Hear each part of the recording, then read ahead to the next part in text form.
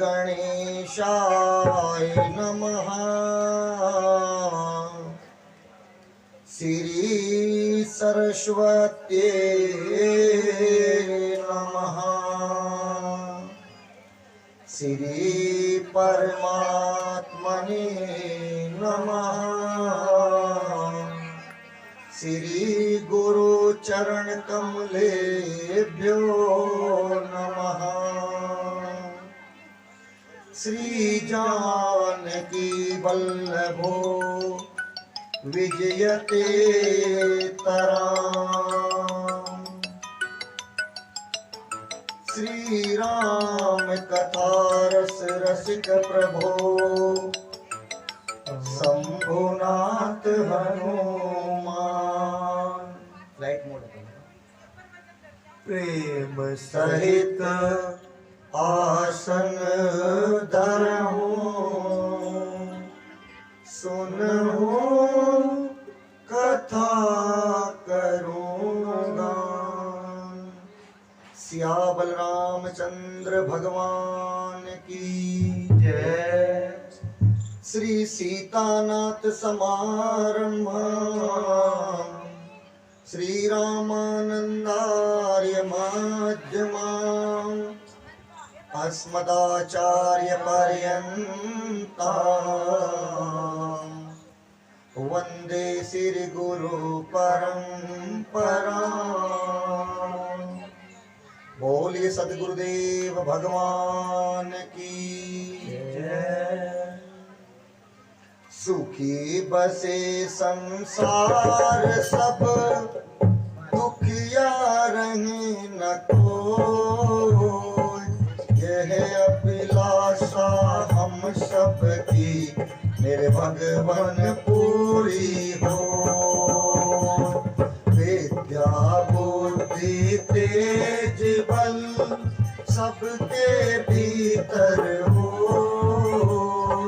दूध पुत्र धन धान्य से वंचित रहे न को। आपके भक्ति प्रेम से मन होवे भरपूर। राग द्वेष से चित मेरा हो सौभाग्य दूर। मिले भरोसा आपका सदा हमें जगदीश।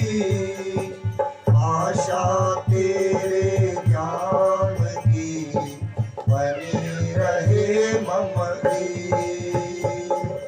पाप से हमें बचाइए करके दया दया। अपना भक्त बनाइए हमको करुणा। दिल में दया उदारता मन में प्रेम अपार। हृदय में धीरज वीरता सबको तो करता। नारायण तुम आप हो आपके मोचनहार। क्षमा करो अपराध सब कर दो बेड़ा पार। सीता राम राम राम सीता राम राम राम। सीता राम राम राम सीता राम राम राम। ओ राजा राम राम राम राजा राम राम राम। ओ राजा राम राम राम राजा राम राम राम।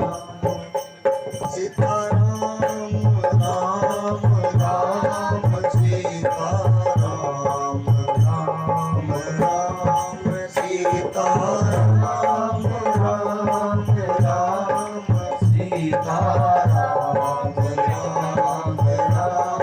ओ राजा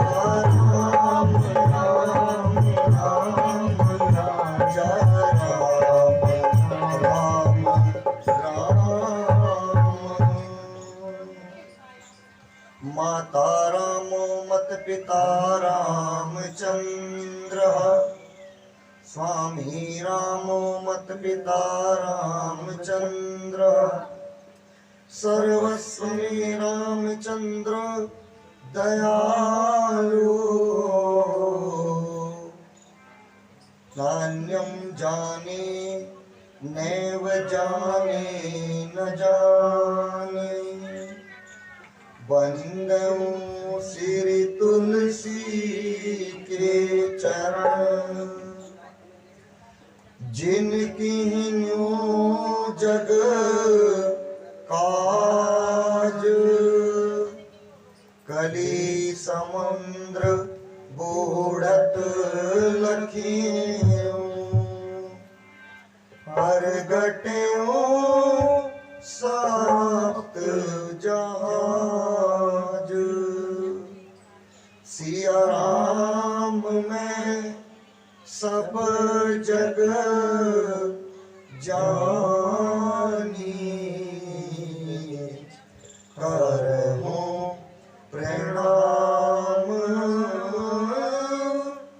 जोड़ी जुग पानी। सिया बलरामचंद्र भगवान की जय, श्री बाल कृष्ण भगवान की जय, उमापति महादेव की जय, अंजनी पुत्र हनुमान की जय, श्री पूज्यपाद गोस्वामी तुलसीदास जी महाराज की जय, श्री रामचरित्रमानस भगवान की जय। ओम नमो पार्वती पतये हर हर महादेव।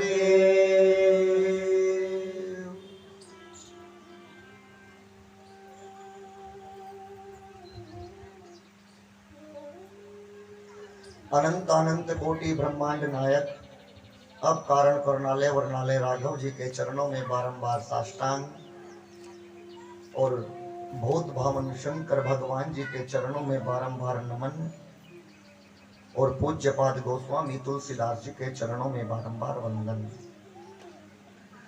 यहाँ पर बैठी सभी मेरी माताएं बहनें, पिता तुल्य बुजुर्ग नौजवान साथी नन्हे मुन्ने प्यारे प्यारे बच्चे और ये हमारी बाल मंडली, एक बार व्यासपीठ से सभी को जय सीताराम जय सीताराम जय सीताराम।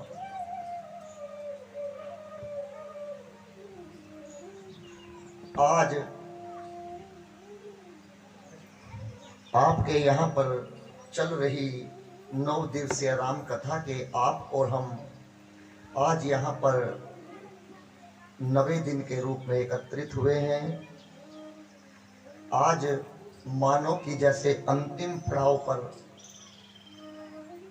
हम लोग पहुंच चुके हैं बिना किसी बाधा के। मेरे राघव की बड़ी कृपा है। आज के मुख्य यजमान श्रीमती सुनीता उपाध्याय, धर्मपत्नी श्री राम कुमार उपाध्याय जी, इंदु उपाध्याय, धर्मपत्नी विपिन उपाध्याय, श्रीमती महिमा, धर्मपत्नी प्रशांत उपाध्याय, सुनीता जी के पोते हैं जिनका नाम है विवान और एक पोती है जिसका नाम है अवि। दूसरे यजमान के रूप में रंजेश देवी, धर्मपत्नी श्रीमान जी लक्ष्मण सिंह जी और इनके पुत्र मनीषा, धर्मपत्नी विशेष कुमार जी और दूसरे इनके पुत्र हैं अभिषेक कुमार जी। तीसरे यजमान के रूप में श्रीमती लक्ष्मी गोस्वामी, धर्मपत्नी रोबिन गिरी जी, इनकी पुत्री अवनी और निर्जा, पुत्र श्रेष्ठ गोस्वामी। चौथे यजमान के रूप में श्रीमती सरिता देवी, धर्मपत्नी सुखवीरेंद्र सिंह, इनकी पुत्री शालू और इनके पुत्र आकाश और अभिजीत, जिन्होंने आज पंचांग पीठ का पूजन किया। और इन चारों यजमानों ने ही दैनिक यजमान के रूप में पंचांग पीठ और व्यास पीठ का भी पूजन कराया। भगवान का वास इन्हीं के सभी के घर में हो।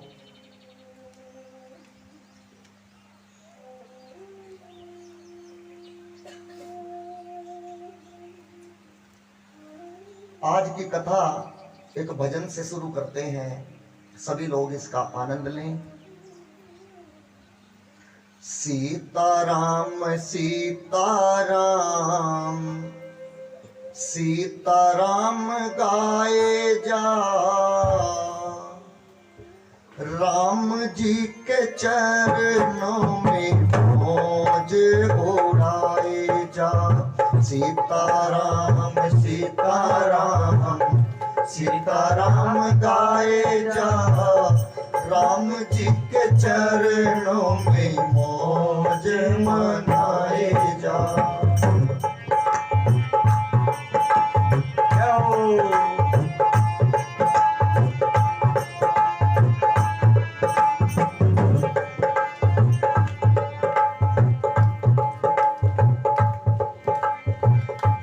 झूठे जगत का झूठा है नाता, राम जी पिता है तेरे, सीता जी माता। झूठे जगत का झूठा है नाता, राम जी पिता है तेरे, सीता जी माता। दोनों के चरणों में शीश झुकाए जा। सीताराम सीताराम सीताराम गाए जा, दोनों के चरणों में शीश झुकाए जा। राम जी के चरणों में मौज मनाए जा। सीताराम सीताराम सीताराम गाए जा, राम जी के चरणों में मौज मनाए जा।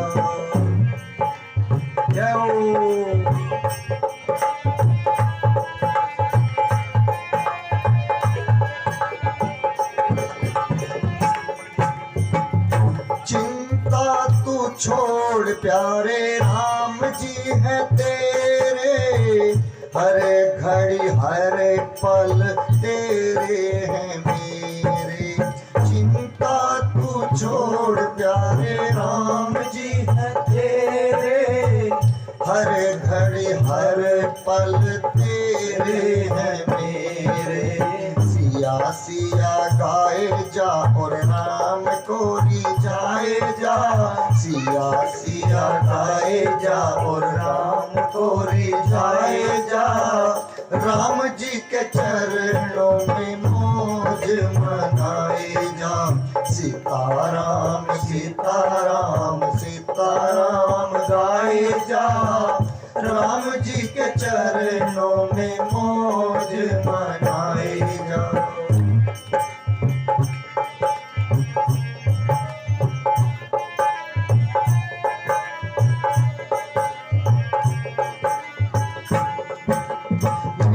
सब चिंता कटे 84, फटे तेरे खाते और टूटे यम फांसी।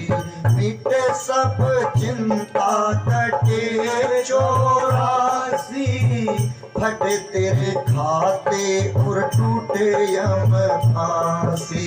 युगल छवि को आंखों में बसाए जा। युगल छवि को अपनी आंखों में बसाए जा। राम जी के चरणों में मौज मनाए जा। सीताराम सीताराम सीताराम गाए जा, राम जी के चरणों में मौज मनाए जा।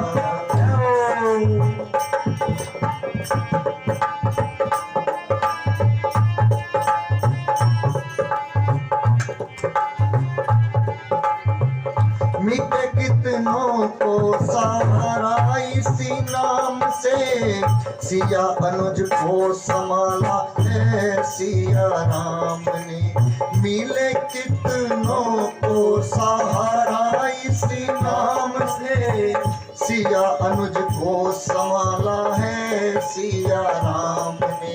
प्यारे नाम नदी में तू डुबकी लगाए जा, प्यारे नाम नदी में तू डुबकी लगाए जा, राम जी के चरणों में मौज मनाए जा।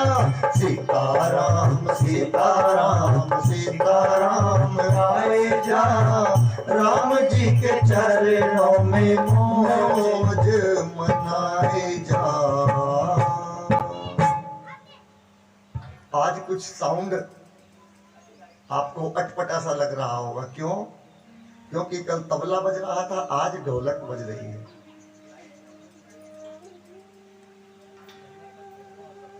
चलिए बताइए, कल कथा को कहां पर विराम दिया था, बताइए।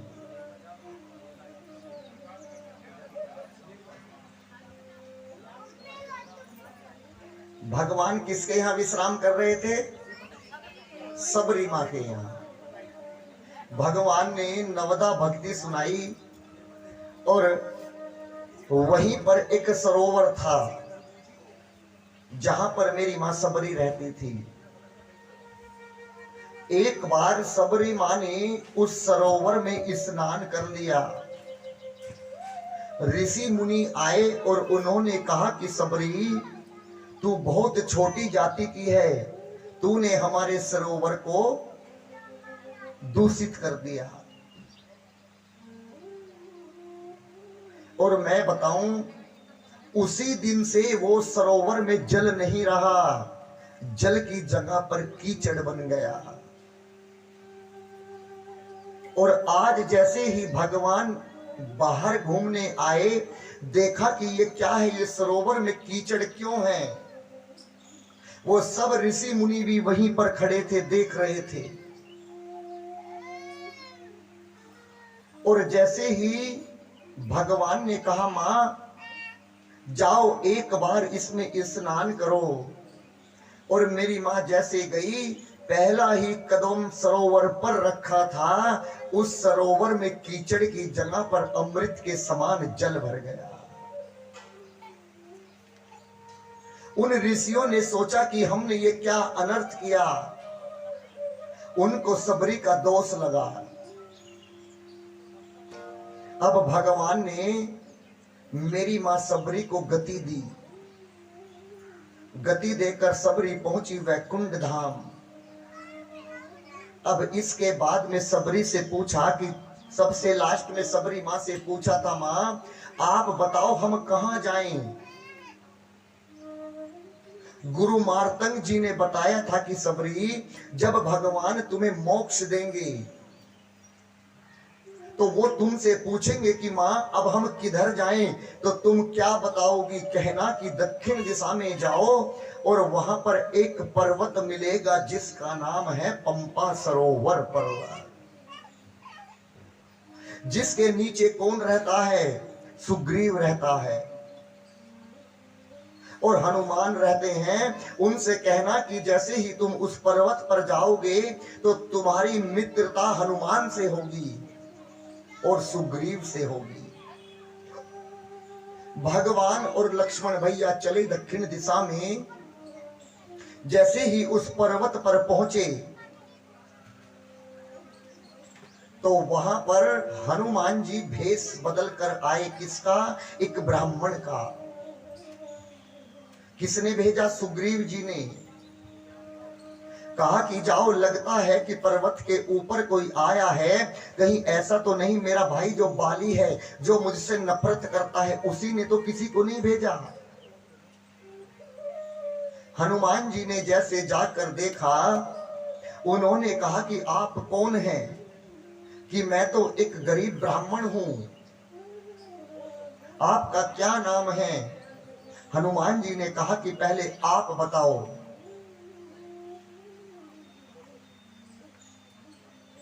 हनुमान जी ने पूछा कि आपको किससे मिलना है? कि हमें हनुमान से मिलना है। हनुमान जी ने कहा, ब्राह्मण का रूप धर रखा था, बोले कि जाओ मैं तुम्हें कसम देता हूं, पहले मुझे अपना परिचय दो, आप हैं कौन, मैं हनुमान को यहीं बुला दूंगा। और जैसे उन्होंने बताया क्या कि मेरा नाम, मेरे भैया का नाम राम है और मैं इनका छोटा भाई लक्ष्मण हूं, तो हनुमान जी खड़े खड़े उनकी आंखों से आंसू टपकने लगे। क्यों? अरे एक युग के बाद आज भगवान के चरणों का दर्शन करने को मिला। पहला दर्शन कहां किया था? कहां किया था? भय प्रगट कृपाला दीन दयाला कौशल्या हितकारी। जब भगवान अयोध्या में गए थे पंडित का भेष बदलकर, बोले कि आज मैंने ही हनुमान का अवतार लिया और आज इतने वर्षों बाद भगवान के चरणों का दर्शन हो रहा है। अपने असली रूप में आए, कहे कि प्रभु मैं ही हनुमान हूं। भगवान ने अपने सीने से लगाया। भगवान तो सब जानते हैं कि यही हनुमान है। हनुमान जी ने अपने कंधों पर, अपनी पीठ पर बिठाया। एक तरफ हनुमान जी ने लक्ष्मण भैया को बिठाया, एक तरफ राम जी को बिठाया। और लक्ष्मण भैया और राम जी बोले कि हनुमान हमको पकड़ लो, क्यों कहीं हम छूट कर गिर न जाएं। हनुमान जी ने मना कर दिया कि नहीं, अगर मैं पकड़ूंगा तो छूटने का डर है प्रभु, आप ही मुझे पकड़ लो। और जो प्रभु पकड़ते हैं अपने हाथ से भक्त को, उसके छूटने का कभी डर नहीं होता।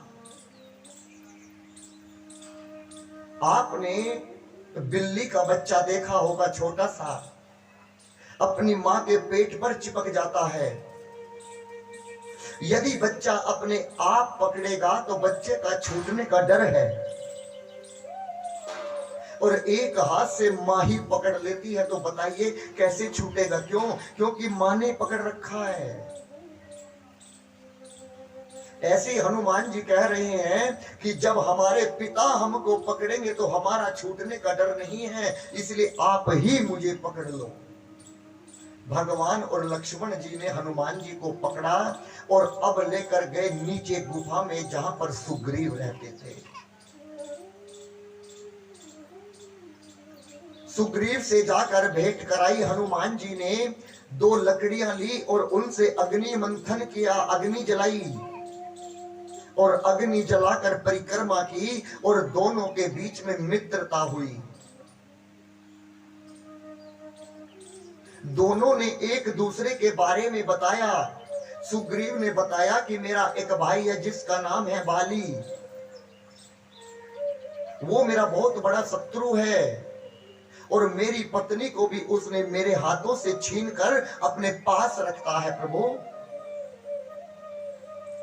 भगवान ने कहा कि जाओ, हमारी मित्रता हुई है, मैं तुम्हें वरदान देता हूं कि तुम्हारे भैया बाली का वध करके और किष्किंधा का राजपाट तुम्हें दूंगा, वहां का राजा बनाऊंगा और तुम्हारी पत्नी तुम्हें वापस दिलाऊंगा, ये मैं तुम्हें वचन देता हूं। उसके बाद में भगवान ने अपना बताया कि हम यहां पर क्यों आए हैं, कि हमारी पत्नी सीता का किसी ने हरण किया है। और जैसे ही हरण का नाम लिया तो सुग्रीव जी ने कहा कि हमें इसी मार्ग पर एक पोटली मिली थी जिसमें कुछ गहने हैं, आप पहचान लीजिएगा प्रभु, कहीं हमारी माता के तो नहीं है। और जैसे ही हनुमान जी उस पोटली को लाए, उस पोटली को खोला तो उसमें मेरी मां जानकी के गहने थे। लक्ष्मण भैया ने जैसे उन गहनों को देखा, भगवान के हाथ पे पोटली खुली थी। लक्ष्मण भैया ने कहा कि हाँ, ये तो मेरी माँ की पाजेब है, मेरी भाभी की, ये कंगन है, ये गले का मंगल सूत्र है। और जैसे कुंडल और लौंग का नंबर आया तो हनुमान जी ने कहा कि मैंने इनको नहीं पहचाना। क्यों नहीं पहचाना? क्योंकि हनुमान लक्ष्मण जी ने कहा कि भैया मैंने आज तक अपनी भाभी के केवल चरणों को देखा है, आज तक मैंने अपनी भाभी के मुख को देखा ही नहीं, तो मैं कैसे पहचानूं कि ये मेरी भाभी के कुंडल हैं? मैं तो केवल अपनी भाभी के चरणों में प्रेम करता हूं। इतना कहा और इतना कहने के बाद अब 4 महीने का समय रखा गया। क्यों? क्योंकि पहले हम बाली का वध करेंगे, उसके बाद में सीता की खोज करेंगे। 4 महीने का वक्त रखा गया। क्यों रखा गया?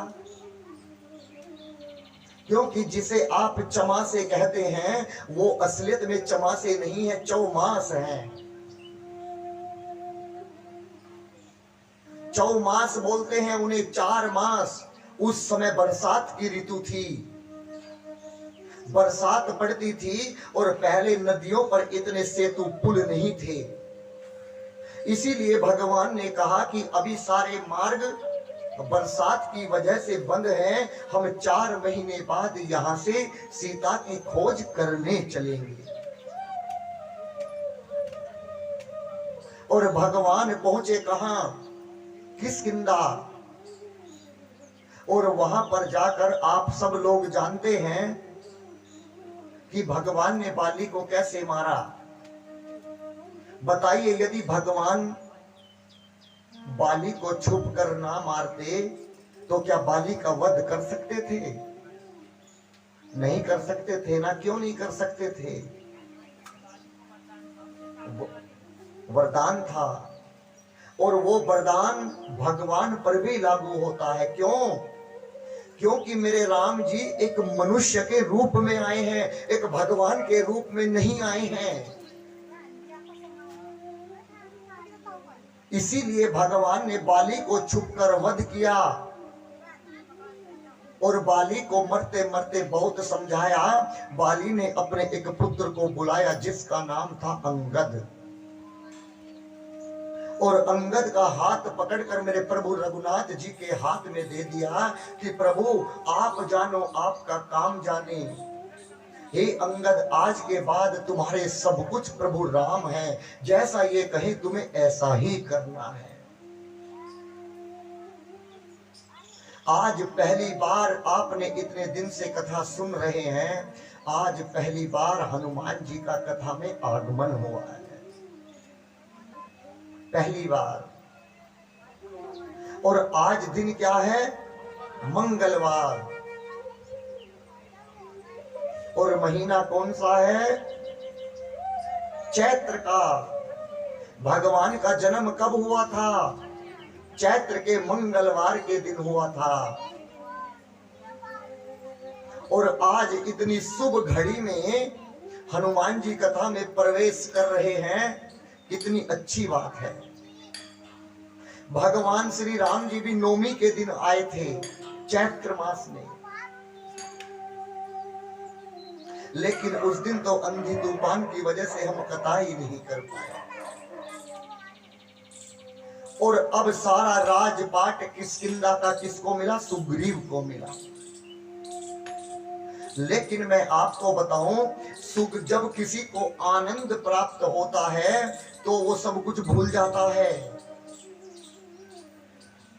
जब किसी को इतना आनंद मिल जाए, कुछ धन बढ़ जाए, गाड़ी बढ़ जाए, दौलत बढ़ जाए, तो वो ये सोचने लगता है कि ये भगवान ने नहीं, ये मैंने किया है।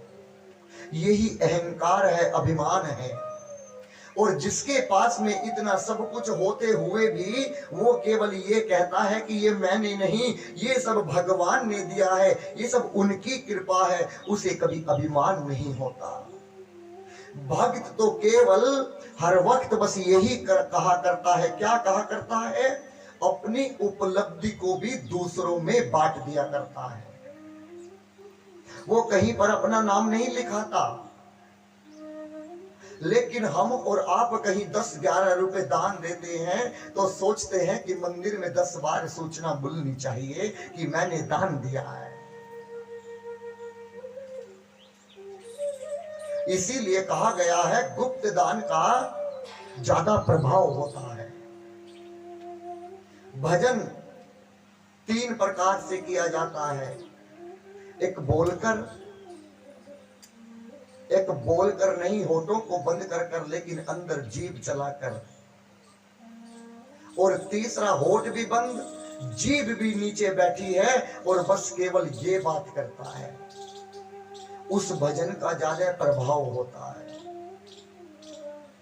एक माला आपने फेरी ओम नमः शिवाय, जय सीताराम जय सीताराम जय सीताराम, फल नहीं मिलेगा। अगर मिलेगा तो 100 में से 1% मिलेगा।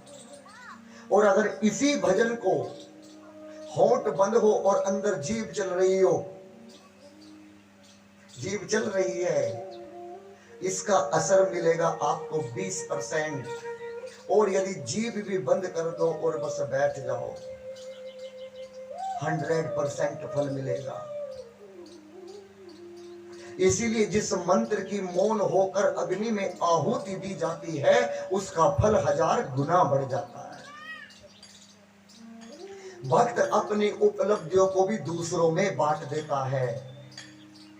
कैसे?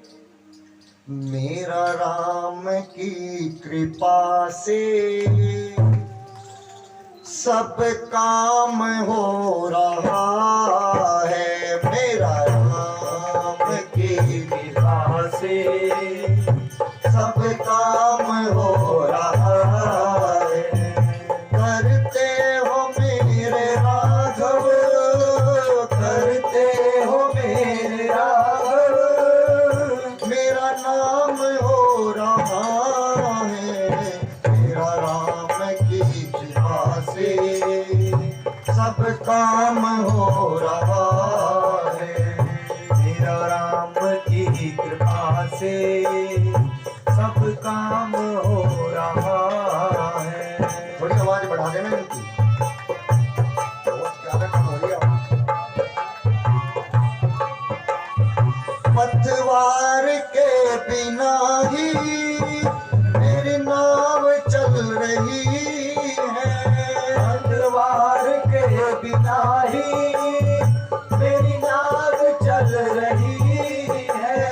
हैरान है जमाना, मंजिल भी मिल रही है। हैरान है जमाना, मंजिल भी मिल रही है। करता नहीं हूँ कुछ भी, करता नहीं मैं कुछ भी, सब काम हो रहा है। करता नहीं मैं कुछ भी, सब काम हो रहा है। करते हो मेरे राघव, करते हो मेरे राघव, मेरा नाम हो रहा है। मेरा राम की कृपा से सब काम हो रहा है।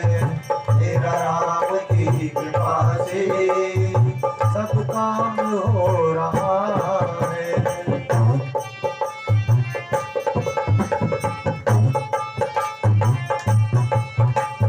तुम साथ हो जो मेरे, किस बात की कमी है।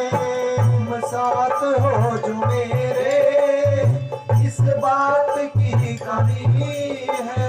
तेरे सिवा किसी की परवाह भी नहीं है। तेरे सिवा किसी की परवाह भी नहीं है। तेरी दया से राघव, तेरी दया से राघव, तेरी दया से राघव, तेरी दया से राघव, मालामाल हो रहा है। तेरी दया से राघव, मालामाल हो रहा है। करते हो मेरे राघव, करते हो मेरे राघव, मेरा नाम हो रहा है। मेरा नाम की कृपा से सब काम हो रहा है। मेरा राम की पिता में हो रहा है।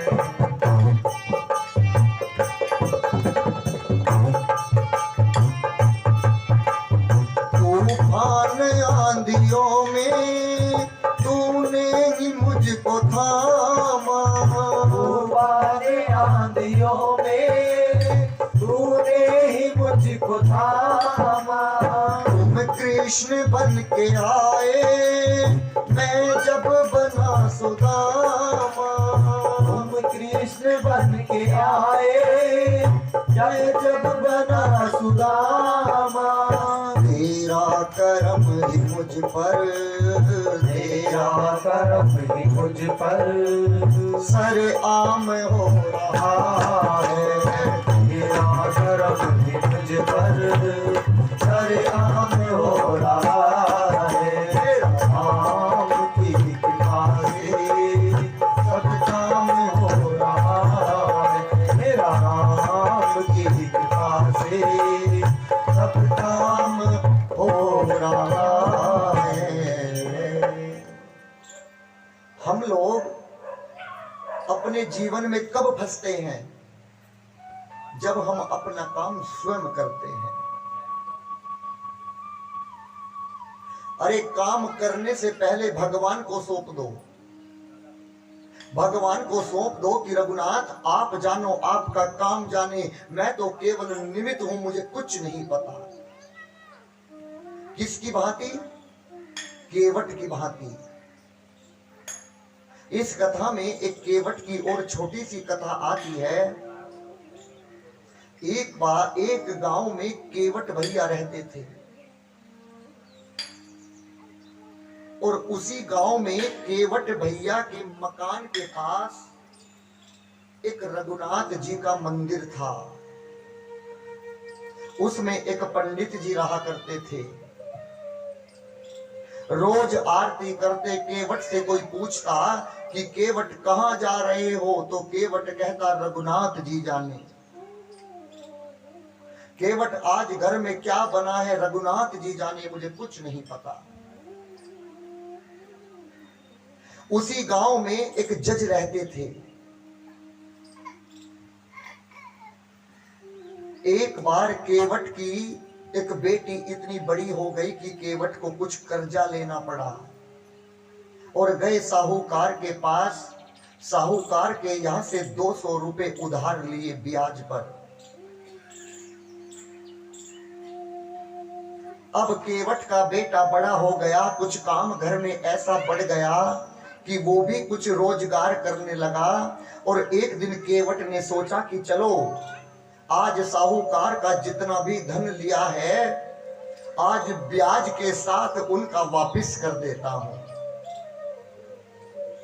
और पहुंचे साहूकार के पास। जाकर साहूकार ने एक पर्ची बनाई, उस पर लिखा कि तुमने आज मेरा जितना भी रुपया था और उसका ब्याज सहित तुमने वापस दे दिया। कहा कि लो केवट मैंने इस पर लिख दिया है। केवट ने कहा मैं तो अनपढ़ हूं, मैं पढ़ना नहीं जानता, रघुनाथ जी जाने, मैं पढ़ना नहीं जानता। उसी साहूकार के मन में बेईमाना आ गया। सोचा कि ये तो पढ़ना नहीं जानता, चलो जो असली की रसीद मैंने बनाई है उसको छुपा लेता हूं और एक नकली की रसीद बना देता हूं और जिसमें लिख देता हूं कि अभी कर्जा नहीं चुकता किया। अब केवट उस पर्ची को लेता और जाकर भगवान के चरणों में रख दी। पंडित जी ने पूछा क्या रखा है कि रघुनाथ जी जाने, मुझे कुछ नहीं पता। और वो रसीद केवट भैया ने अपने बैग में रख ली। अब उस साहूकार ने केवट पर केस कर दिया कि मैंने इसको 200 रुपए दिए थे और सबूत भी है मेरे पास रसीद थी। उस पर केस कर दिया। तारीख लगी, केवट को बुलाया गया। केवट गया। केवट ने कहा कि मैंने तो पैसा वापस दे दिया। जज ने कहा कि दिखाओ, कोई सबूत हो तो दिखाओ। अब केवट ने अपनी वही झूठ मूठ वाली पर्ची बैग में से निकाली और जज के आगे पेश कर दी। जज ने कहा कि इससे तो साबित नहीं होता कि तुमने पैसा दे दिया, इससे साबित नहीं होता। इसमें तो लिखा है कि अभी मेरा पैसा वापस नहीं दिया है, कुछ समय की और मोहलत मांग रहा है केवट। और केवट भैया का अंगूठा भी लगवा लिया। अब केवट के नाम का एक संबंध निकला, डाकिया लेकर पहुंचा। डाकिया ने पूरे गांव में ढूंढा केवट को फिर बुलाया। केवट से पूछा कि सच बताओ, कर्जा दिया कि नहीं दिया। केवट भैया ने कहा मैंने तो दिया है, कोई प्रमाण है, कोई सबूत है कि नहीं। जब मैंने कर्जा दिया था तो हमारे बीच में रघुनाथ जी थे, वो इस केस के गवाह हैं। अब जज ने सोचा कि इसके गांव में कोई रघुनाथ नाम का आदमी रहता होगा। रघुनाथ के नाम का लेटर बनाया और भेजा डाकिया को, जाओ रघुनाथ को ये खत देकर आओ और कहना कि इस तारीख में तुम्हें पेशी देनी है। पूरे गांव में ढूंढा, किसी से पूछा कि अरे भैया इस गांव में कोई रघुनाथ जी रहते हैं कि नहीं। कोई रघुनाथ जी नहीं रहते। सुबह से शाम हो गई, एक ने कहा कि रघुनाथ जी का मंदिर तो है लेकिन रघुनाथ जी कोई रहते नहीं है। अब डाकिया ने सोचा कि जो उसमें पंडित रहता है उसका नाम रघुनाथ होगा, और उस पंडित जी को वो खत दिया और पंडित जी से साइन करा लिए। डाकिया ने सोचा कि चलो रघुनाथ मिल तो गया। गया डाकिया अपने घर, पंडित जी ने उस चिट्ठी को खोला और पढ़ा, उसमें सब कुछ लिखा था। पंडित जी की आंखों से आंसू छलक आए। क्यों? पंडित जी ने कहा कि रघुनाथ जी, ये मैं खत जो संबंध आया है मैं आपके चरणों में रखता हूं। केवट इतना भोला है कि केवट को कुछ नहीं पता। तुम्हें गवाही के लिए बुलाया गया है। मैं आपसे हाथ जोड़कर विनती करता हूं, तुम कहीं पर जाना या मत जाना, लेकिन तुम केवट की गवाही देने जरूर जाना। और उस दिन पंडित जी ने भगवान को, मेरे रघुनाथ जी को अच्छे अच्छे से वस्त्र पहनाए, अच्छा सा भोग लगाया। क्यों? क्योंकि आज रघुनाथ जी मंदिर में से पहली बार कोर्ट में जाने वाले हैं, इसलिए अच्छे से आभूषण पहनाए। चाल लटपटी सी, एक झुकी सी देह, हाथ में डंडा और सिर पर धोती लपेट है, और आज रघुनाथ खुल चलकर कोर्ट में आए हैं। आए रघुनाथ जी को कोर्ट में खड़ा किया। गीता आई, मैं जो कहूंगा सच कहूंगा, इसके सिवा कुछ नहीं कहूंगा। अरे जिसने स्वयं ये रचना लिखी है, और जज ने पूछा कि बताओ आपका नाम क्या है। कहा कि मेरा नाम रघुनाथ है। एक बूढ़ी सी अवस्था थी, सफेद से बाल थे, कमर झुकी सी थी, हाथ में डंडा था और सिर पर एक फटी सी पगड़ी बांधे हुए थे। क्या जब केवट ने पैसे वापस दिए तुम वहां पर थे? कि हाँ, मैं वहीं पर था, मैं वहीं पर बैठा था। इन्होंने मूलधन और ब्याज दोनों दिया। कोई सबूत है? कि हाँ, मेरे पास सबूत है कि ये साहूकार के घर पर अपने पुलिस वालों को भेजिएगा, और 10 नंबर वाले रजिस्टर में वो पर्ची लिखी है जिस पर इन्होंने लिखा था कि तुमने सारे पैसे वापस कर दिए। घर पर भेजा, साहूकार को वहीं पर बिठाया और गए तो 10 नंबर के रजिस्टर में वो पर्ची निकल पड़ी और जाकर जज को दी। जज ने बाइज्जत केवट को बरी किया और उसको दंड दिया, उसको अंदर जेल में डाल दिया। अब मेरे रघुनाथ जी जाने लगे, मंदिर में आकर फिर बैठ गए। केवट को बुलाया। जज ने कहा कि केवट, ये कौन थे? कि यही तो रघुनाथ थे। ये कहां रहते हैं? जहां मैं रहता हूं। तुम कहां रहते हो? जहां रघुनाथ रहते हैं।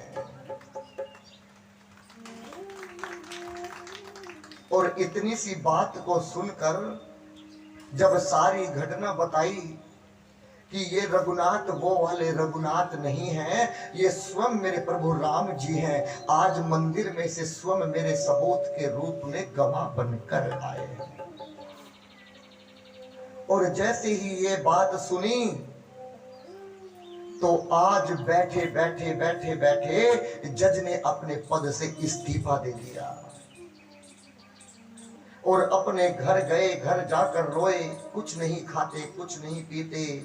पत्नी पूछती, सब गांव वाले पूछते तुम्हें क्या हुआ, कुछ नहीं बताते, बस केवल रोते, केवल रोते।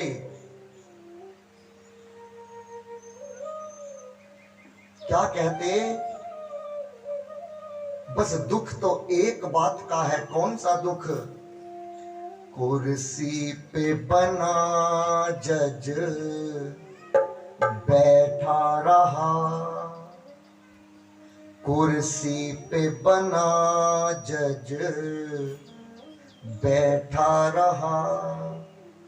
रघुनाथ खड़े समझाते रहे, रघुनाथ खड़े समझाते रहे। बस दुख तो इतना है कि मैं जज बनकर कुर्सी पर बैठा रहा और मेरे रघुनाथ कड़कड़े में खड़े होकर गवाही देते रहे। इन आंखों ने भगवान को नहीं पहचाना और पहुंच गए कहां? अयोध्या में पहुंच गए। अयोध्या में पहुंच गए, पूरी उम्र बीत गई लेकिन मंदिर में अंदर नहीं जाते, केवल बाहर खड़े रहते। किसी ने कहा कि तुम अंदर क्यों नहीं जाते? बूढ़े हो गए हो, तुम्हारी उम्र पूरी होती जा रही है, तुम बाहर क्यों रहते हो? तो रोकर बस एक बात कहते, मैं आ तो गया हूं मगर जानता हूं, मैं आ तो गया हूं मगर जानता हूं, तेरे दर पे आने के काबिल नहीं हूं। मैं आ तो गया हूं मगर जानता हूं, मैं आ तो गया हूं मगर जानता हूं, तेरे दर पे आने के काबिल नहीं हूं, तेरे दर पे आने के काबिल नहीं हूं। बस पूरी उम्र उस जज ने अपनी वहीं पर बिता दी, घर बार सब छोड़ दिया। तो कोई भी काम करो तो केवट भैया से सीखो। कौन जाने, रघुनाथ जी जाने, मैं कुछ नहीं जानता। यदि बच्चा फेल हो जाए और पड़ोसी पूछे कि बेटे पास हुआ कि फेल हुआ, अरे भगवान की ऐसी ही इच्छा थी, फेल हो गया। उस समय भगवान का नाम आ जाता है और जिस समय उसके 99% नंबर आते हैं फिर कहता है बच्चा बहुत मेहनत करता है ना इसलिए आए हैं। उस समय भगवान का नाम नहीं आता। बताओ मैं झूठ तो नहीं बोलता।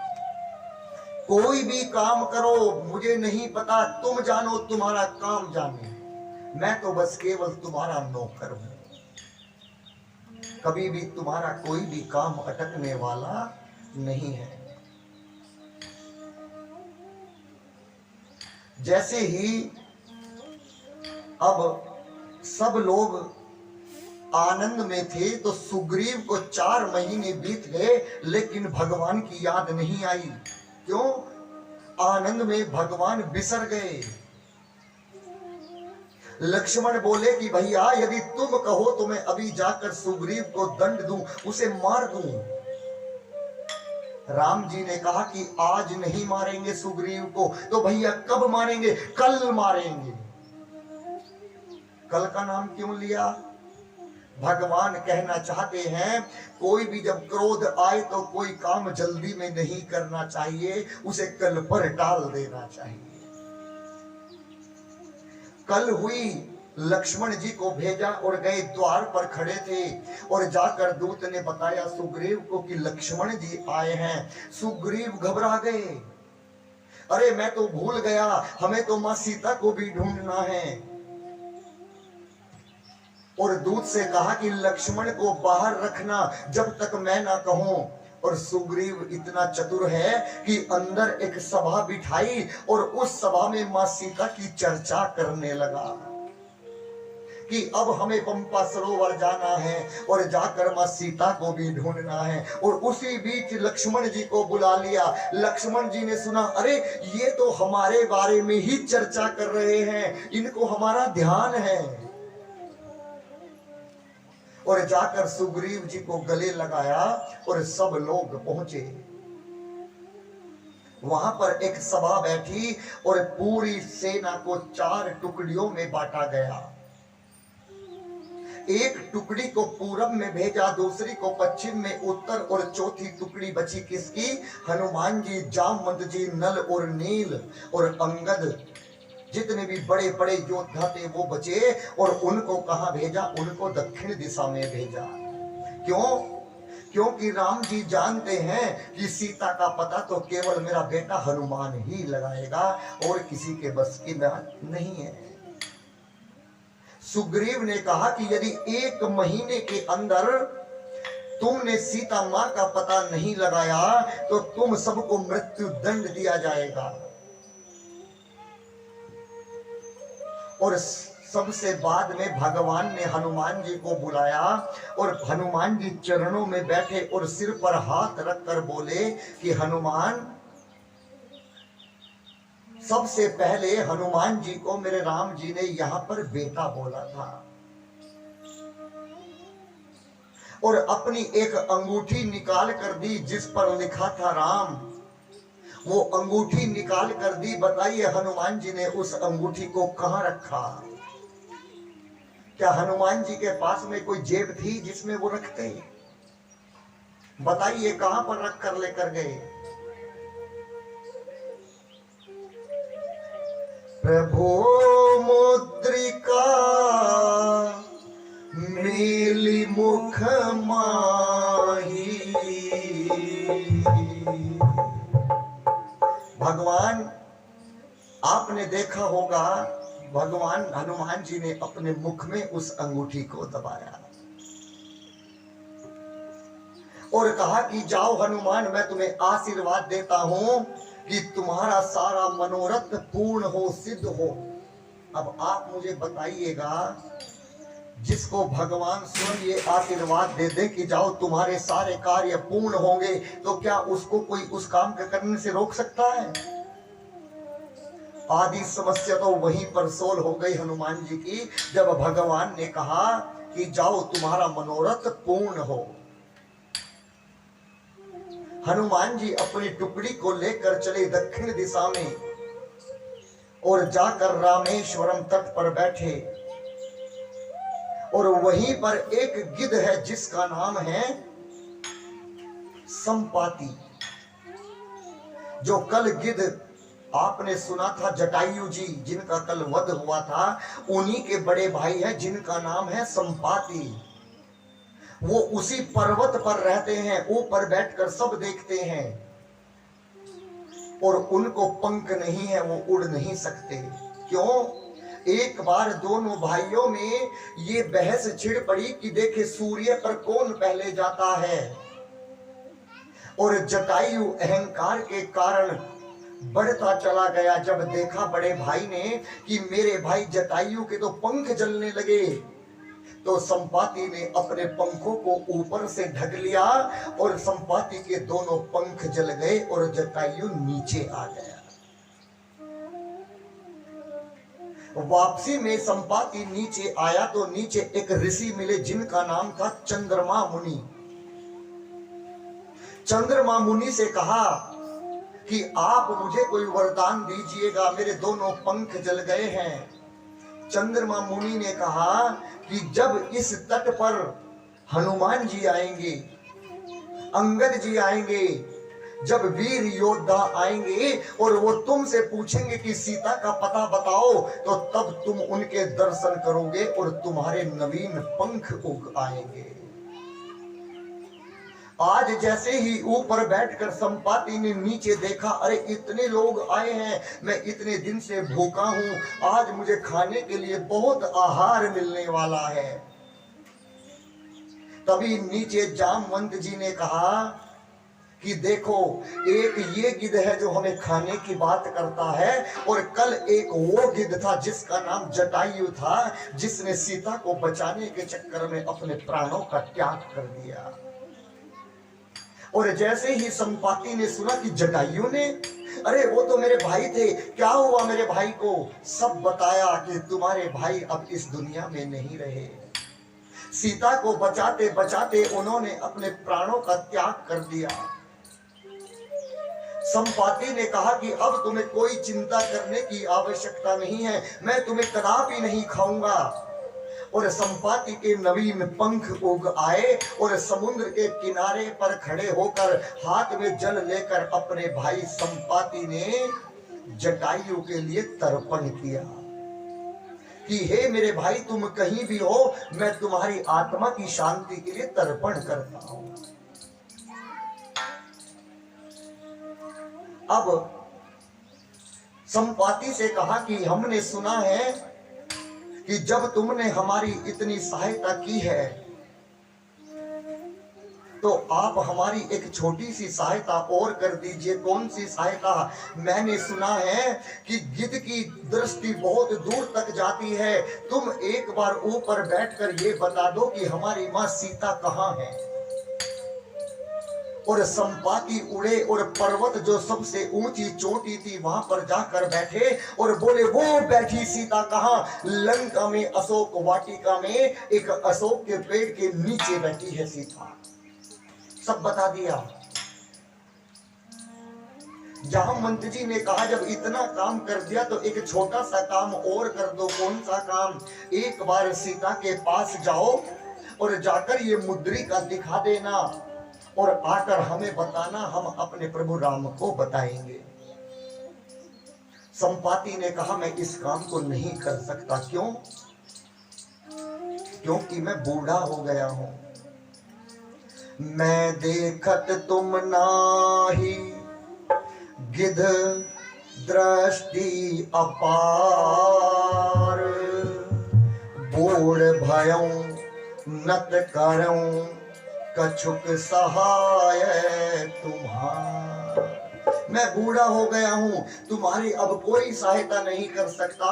मैं अशोक वाटिका लंका में नहीं जा सकता, और यदि चला गया तो मैं इतना थक जाऊंगा, मैं वापस नहीं आ सकता। कोई बताएगा वहां से लंका की दूरी कितनी थी? हनुमान जी कितने योजन गए थे? 100 योजन। एक योजन में 12 किलोमीटर होते हैं और 100 योजन में 1200 किलोमीटर होते हैं। बताइए 1200 किलोमीटर की छलांग लगाना कोई हंसी खेल बात है क्या? इतनी सी बात हुई तो देखा, जामवंत जी ने पूछा ये हनुमान कहाँ है? हनुमान दिखाई नहीं दे रहा है। कौन जाएगा? अंगद जी बोले कि मैंने एक बार 50 योजन की छलांग लगाई थी। तुरंत दूसरे नल और नील बोले कि हम 70 योजन जा सकते हैं। एक ने कहा हम 90 योजन जा सकते हैं। एक ने कहा मैं जा तो सकता हूं लेकिन आने की गारंटी नहीं है। तो इस काम को कौन करेगा? संपाति ने बताया कि इस काम को केवल हनुमान करेगा। लेकिन हनुमान किसी ऋषियों के श्राप द्वारा अपनी शक्ति को भूल गए थे। क्यों? वो बहुत उत्पात करते थे। एक बार सूर्य को निगलने चले गए थे कि ये कोई फल है, मैं इसे खा जाऊंगा। उन्हें श्राप दिया था कि जाओ, तुम्हारी शक्ति सब छीन होती है, और जब तुम्हारी शक्ति को कोई याद दिलाएगा तो तुम्हारी शक्ति वापस आ जाएगी। आज हनुमान जी को पूछा तो हनुमान जी एक पर्वत पर बैठकर एक झाड़ी के पीछे भजन कर रहे थे। किसका? श्री राम जय जय राम, श्री राम जय जय राम, श्री राम जय जय राम, श्री राम जय जय राम, श्री राम जय जय राम, श्री राम जय जय राम। अब जैसे ही पूछा कि हनुमान कहाँ, कि वो तो पर्वत के पीछे बैठकर भजन कर रहे हैं। जामवंत जी पहुंचे, कहा कि तुम यहां पर भजन करने आए हो, तो क्या करने आए हैं? जामवंत जी ने कहा, कहीं रीच पति सुन हनुमाना, कहीं रीच पति सुनो हनुमाना, का चुप साध रहे बलवाना, का चुप साधि रहे बलवाना, पवन तनय बल पवन समाना, पवन तनय बल पवन समाना, बुद्धि विवेक विज्ञान विधाना, बुद्धि विवेक विज्ञान विधान। पवन सो काज कठिन जग माई, जो नहीं हो तात तुम पाई। पवन सो काज कठिन जग माई, जो नहीं होता तुम आई। क्या कहा? कि तुम्हारा जो जन्म हुआ है वो केवल राम जी के काज के लिए हुआ है। उन्होंने कहा राम जी के काज के लिए हुआ है कि हाँ, राम काज लगी तब अवतारा, सुनते ही भयऊ पर्वताकारा। राम काज लगी तब अवतारा, सुनते ही भयऊ पर्वताकारा। भगवान हनुमान जी अपने असली रूप में आए, इतने बड़े हो गए कि हनुमान जी का जब सुना कि मेरा जन्म केवल राम जी के काम के लिए हुआ है, तो भगवान के चरण धरती में और ये शीश अड़ गया आकाश में, और कहा, सिंहनाथ कहीं बार ही बारा, लीलनाय निधिधारा। सिंहनाथ कहीं बार ही बारा, लीलनाय निधिधारा। सहित सहाय राम नहीं मारो, सहाय राम नहीं मारो। आनहु इह तेरे कोट उपारे, आनहु इह तेरे कोट उपारे। जामवंत मैं पूछूं तोई, उचित सिखावनु दीजहि मोहि। जामवंत मैं पूछूं तोई, उचित सिखावनु दीजहि मोहि। कि तुम्हारा जन्म केवल हुआ है तो राम काज के लिए हुआ है। और जैसे ही सुना कि राम काज के लिए हुआ है तो हनुमान जी इतने बड़े हो गए और हनुमान जी के 5 मुख आ गए। कहते हैं ना पंचमुखी हनुमान।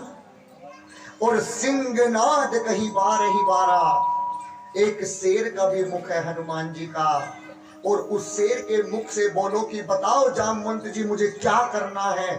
तुम कहो तो अभी लंका जाऊं और पूरी लंका को उठाकर उल्टी कर दूं। तुम कहो तो रावण को मारूं, तुम कहो तो सीता मां को अभी उठा कर ले आऊं। बताओ मुझे क्या करना है।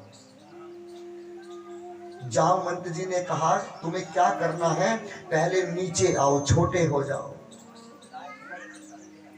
सबसे पहले छोटे बन जाओ। और हनुमान जी अपने असली रूप में आए और हनुमान जी को शक्ति याद दिलाई, हनुमान जी को शक्ति याद आई। और जामवंत जी ने कहा कि ना तो तुम्हें रावण को मारना है, ना तुम्हें लंका को उठाकर लाना है, ना सीता मां को लाना है। तुम्हें क्या करना है, इतना करहूं तात तुम जाई, सीता ही देखी कहूं सुधि आई। केवल इतना करना है कि तुम जाओ और सीता माँ को देखकर ये अंगूठी उन्हें देकर और उनकी कोई निशानी लेकर वापस आना है। अब मैं आपसे पूछता हूं, देखिएगा, बचपन में स्मरण शक्ति बहुत अधिक होती है ना, बहुत प्रबल होती है। अब हम किसी चीज को याद करते हैं तो सुबह तक भूल जाते हैं, लेकिन यदि छोटा बच्चा याद करेगा तो जल्दी करेगा। और जवानी में बल बहुत अधिक होता है, और बुढ़ापे में क्या अधिक होता है? विचार करने की शक्ति अधिक होती है। अगर आज इस सभा में जामवंत जी ना होते तो आप मुझे बताइए, कोई हनुमान जी को शक्ति याद दिला देता तो आज हनुमान जी क्या करते? रावण को मार देते, लंका को उठा कर ले आते। क्यों? क्या हनुमान जी नहीं मार सकते रावण को? अरे शंकर जी का रूप है, क्यों नहीं मार सकते? लेकिन जामवंत जी कहना चाहते हैं, ये कथा कहती है कि कोई भी सभा करें, उस सभा में एक बुजुर्ग का होना आवश्यक है। मैं आपको एक बुजुर्ग की कथा सुनाऊं। एक घर में एक बूढ़ा आदमी रहता था, उसको एक बेटा था, दोनों के बाल सफेद थे। अब एक उनके घर में उसका पोता भी था जो 10-12 साल का था।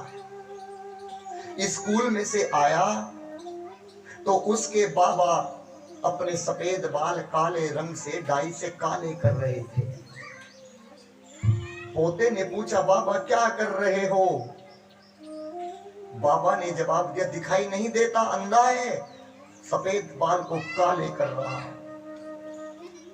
अंदर पहुंचा तो अंदर जाकर देखा पिता भी यही काम कर रहे थे, वो भी सफेद को काला करने में लगे थे। कहा, पिताजी क्या कर रहे हो? दिखाई नहीं देता, अंधा है, सफेद को काले कर रहा हूं। गया, अपनी ड्रेस को बदला, बैग रखा, घर में एक सफेद पेंट का डब्बा रखा था और एक ब्रश लिया और अपने बाल सफेद करने लगा। पूरे बाल सफेद कर दिए। दोनों ने पूछा कि क्या कर रहे हो, कि दिखाई नहीं देता, दोनों अंधे हो? काले को सफेद कर रहा हूं। क्यों? क्योंकि इस घर में कोई बूढ़ा व्यक्ति भी दिखाई देना चाहिए, कोई तो बूढ़ा हो। जिस घर के द्वार पर एक बूढ़ा बुजुर्ग बैठा होता है और वहां पर बैठकर हुक्का पीता है, और घर के आंगन के बीच में एक बूढ़ी सी दादी बैठी होती है, पोते पोती को खिलाती है, कभी कुछ कहती है, कभी कुछ करती है, कभी बहू को डांटती है, कभी बेटे को डांटती है। वो घर स्वर्ग होता है। और जिनके घर में इन दो व्यक्तियों का सम्मान नहीं, अपमान होता है, वो घर स्वर्ग नहीं, वो नरक से भी बुरा होता है। बहुत याद आते हैं। तो अब इसके बाद में बालों को सफेद किए और कहा कि एक बूढ़ा भी चाहिए। उसी प्रकार यदि आज जामवंत जी ना होते तो बताइए क्या होता। अब कहा कि केवल तुम्हें इतना करना है कि जाकर सीता का पता लगाकर राम जी को बताना है। अब यहां पर किष्किंधा कांड की कथा समाप्त होती है।